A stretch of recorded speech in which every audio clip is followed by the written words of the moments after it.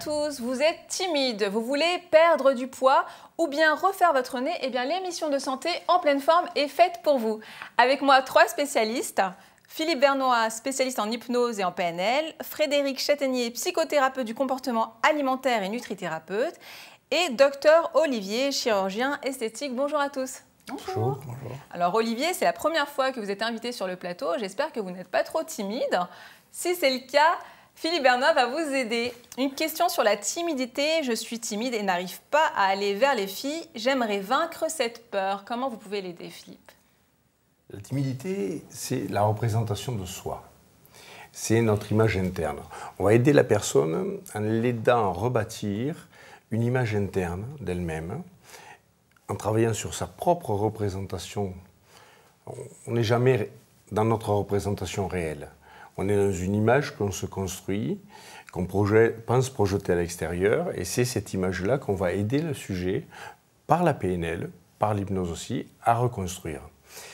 Puis, on va essayer de travailler sur les croyances limitantes. Vous savez, on a accumulé un certain nombre de croyances dans l'enfance qui, à force d'être « oh ben tu peux pas y arriver »,« oh c'est pas pour toi ça »,« oh fais attention avec les autres », on va retravailler ces croyances-là pour les désamorcer et implanter, avec l'aide de la personne, des croyances plutôt ressourçantes. Tout le monde a des croyances ressourçantes en soi, tout le monde sait réaliser des choses, tout le monde a du courage, et on va travailler à ce niveau-là. On va venir rechercher dans la personne des actes plutôt positifs, plutôt courageux, qui vont montrer à la personne que sa timidité, dans certains contextes, elle s'exprime, et dans d'autres contextes, il a un savoir-faire. Vous travaillez sur la timidité dans votre cabinet ou vous le mettez en situation réelle de fou? On va travailler dans le cabinet, puis on va lui prescrire des tâches qui vont le mettre en situation réelle. Et Par exemple, quelles tâches? Des tâches d'aller à certains endroits, d'aller faire certaines choses dans des cafés, par exemple, d'aller à la rencontre des gens, de dépasser ses propres limites. Certaines limites sont vraiment très, très bloquées.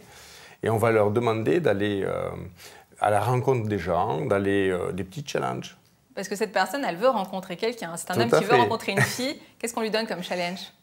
Déjà, d'aller en société, d'aller de lui-même s'immiscer dans des groupes. On va lui donner quelques techniques pour ça, on ne va pas le laisser désarmer là-dessus.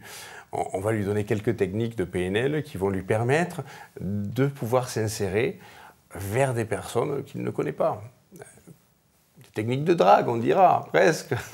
En fait, vous êtes coach en séduction, c'est ça? C'est pas ça, mais c'est les mêmes techniques. Les mêmes techniques. On peut le dire là. Moi, je fais pas. J'enseigne pas la séduction. Il y a des gens qui font des cursus spécialisés là-dedans.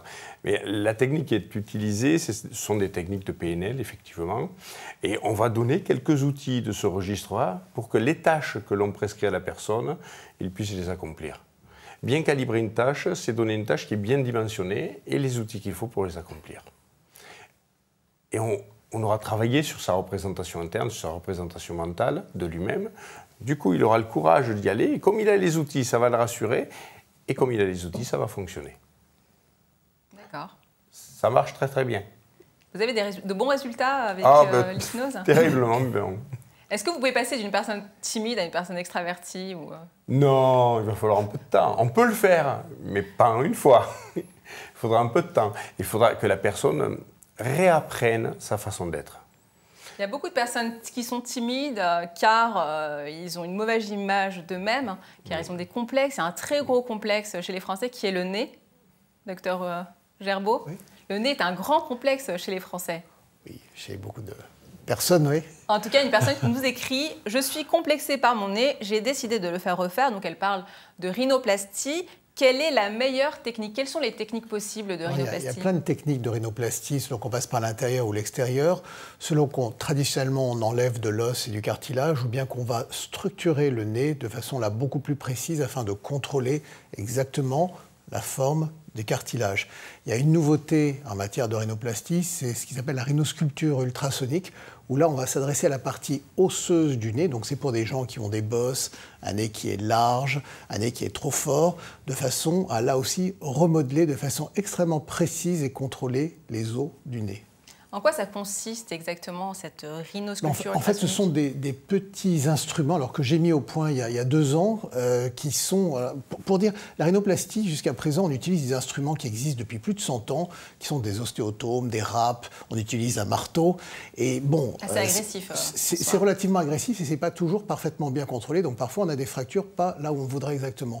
Là, on utilise des petits instruments qui sont pilotés par ultrasons. C'est un peu comme les brosses à dents. Vous avez des brosses à dents normales, mécaniques, vous allez vous brosser les dents, et des brosses à dents électriques, vous appuyez sur un petit bouton, vous avez des petits mouvements très fins de la tête de la brosse à dents, mais c'est exactement la même chose appliquée au nez. J'ai juste mis au point différentes scies, différentes râpes, différentes fraises pour pouvoir remodeler ces os du nez. Et quels sont les avantages par rapport à une rhinoplastie traditionnelle? Il y a plusieurs avantages. Les avantages majeurs, c'est que d'abord, c'est extrêmement précis. On peut voir parfaitement toute l'anatomie du nez, alors que les chirurgies osseuses se font jusqu'à présent à l'aveugle, pour différentes raisons qui sont un peu longues à développer ici, mais là on voit absolument tout. On contrôle exactement le trait de fracture, c'est à l'endroit où on va couper l'os, mais surtout, dans de nombreux cas, on n'est plus du tout obligé de casser les os. On peut juste les remodeler, alors que jusqu'à présent, dans la grande majorité des rhinoplasties, on était obligé de casser ces os. Donc on peut les remodeler de façon à leur donner la forme, les désépaissir et avoir l'aspect qu'on veut.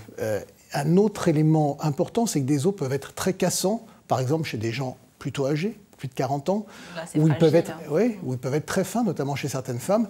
Et là aussi, lorsqu'on utilise des instruments classiques, ils peuvent casser absolument pas là où on le souhaite.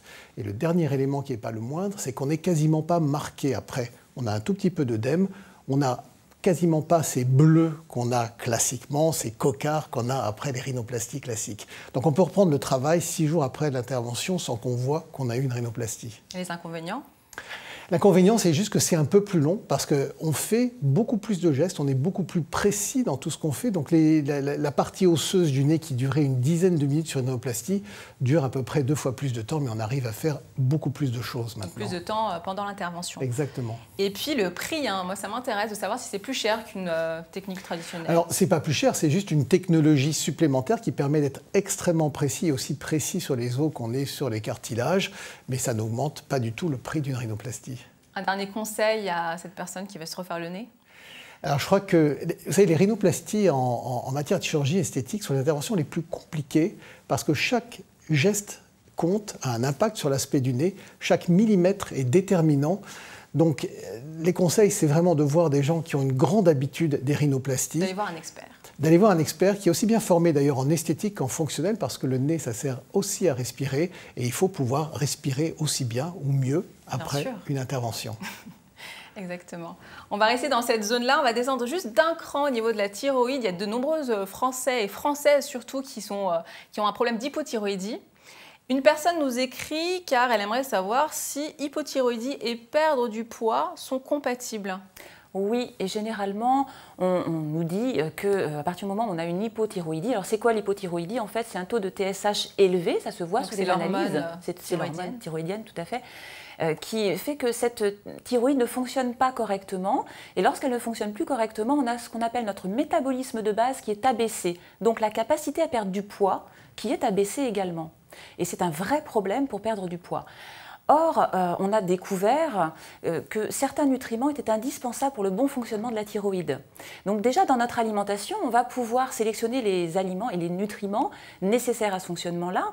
On sait très bien, on connaît tous l'iode pour la thyroïde, mais c'est loin d'être le seul nutriment. On a besoin de vitamine D. Alors on sait aussi que 80% des Français sont carencés en vitamine D. Parce qu'il n'y a pas de soleil en France, très peu, en tout cas dans le Nord. Et même, il faudrait être au sud des Pyrénées pour en synthétiser correctement. Donc on a ce souci-là et on a un autre souci qui est intestinal, parce que la vitamine D, il faut qu'elle soit absorbée au niveau intestinal pour que la thyroïde puisse en profiter. Et puis il y a toutes les vitamines B également, de la B1 à la B12 qui sont indispensables, le fer, le zinc et le sélénium. Parce qu'on ne sait pas forcément. Le sélénium, les Français en manquent énormément aussi, c'est un antioxydant qu'on va trouver dans les fruits. Et donc, premier conseil qu'on peut donner, c'est changer son alimentation. Le matin, démarrer avec des fruits. Et surtout, éviter tout ce qui va être chou et soja. On ne va pas manger du chou le matin, mais dans l'alimentation générale, éviter ça qui empêche la thyroïde de fonctionner correctement. On va aller chercher donc des compléments alimentaires spécifiques sur 3 mois, le temps que l'alimentation pallie à ce déséquilibre, pour que justement cette thyroïde refonctionne correctement. Ce n'est pas une fatalité. On peut avec l'alimentation remonter un taux de au contraire, faire descendre le taux de TSH pour que la thyroïde fonctionne bien. On n'est pas obligé de passer sous les médicaments. Ça, c'est important de le dire parce que souvent, de jeunes personnes prennent des médicaments à vie à cause de ce phénomène. Et beaucoup de jeunes femmes ne savent pas qu'elles sont pas en hypothyroïdie, mais en faiblesse thyroïdienne, parce que justement, ça ne se voit pas sur les analyses. Elles s'ignorent. Elles s'ignorent, tout à fait. Il y a énormément de personnes qui ont ces troubles-là et ce sont celles qui peinent. Je dirais, elles essayent de se mettre au régime, mais elles peinent à perdre du poids. Donc c'est extrêmement important de remonter ce métabolisme de base pendant 3 mois avec des compléments alimentaires et puis changer d'alimentation. Et on n'est pas du tout dans la diététique, on est vraiment dans une alimentation scientifique qui est très très importante pour donner tous les nutriments dont on a besoin. Cette personne sait qu'elle a un problème d'hypothyroïdie. Quels sont les symptômes qui alarment? La fatigue. Première chose, la fatigue et le manque d'envie de faire du sport. Généralement, en hypothyroïdie, on peut avoir une envie, elle va rester fugace, mais on reste dans le canapé parce qu'on est trop fatigué, on manque d'énergie. On prend du poids, évidemment, même sans manger plus. Hein. On a cette sensation de gonfler, de prendre du poids, d'être très fatigué et d'avoir un manque d'envie. Ça peut aller jusqu'à la dépression.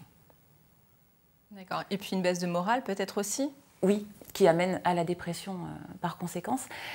Oui, il y a cette sensation-là d'être mal dans sa peau, de ne pas arriver justement à perdre du poids en faisant des efforts. Et puis il y a cette procrastination, c'est-à-dire on remet tout au lendemain, on n'a vraiment rien envie de faire sur le moment et on se décourage. Et donc faire un régime dans ces conditions-là, c'est pas possible. Ça tombe bien parce que chez moi, on bannit les régimes totalement. On va remanger, on va prendre le plaisir de manger des choses qui vont nourrir nos neuromédiateurs, qui vont nourrir nos hormones, donc on va apaiser le système nerveux et on va utiliser l'hypnose également pour traiter cet état de déprime sous-jacent. C'est très important là ce que vous venez de dire parce qu'il y a beaucoup de personnes qui pensent qu'elles sont en dépression, qu'elles n'ont pas le moral et lorsqu'on fait un bilan thyroïdien, on se rend compte qu'en fait elles ont simplement un problème de thyroïde. Tout à fait. Merci à tous pour vos avis d'experts. Merci à vous de nous avoir suivis. N'hésitez pas à nous poser toutes les questions que vous souhaitez sur www.enpleineforme.net. On y répond très rapidement. Au revoir.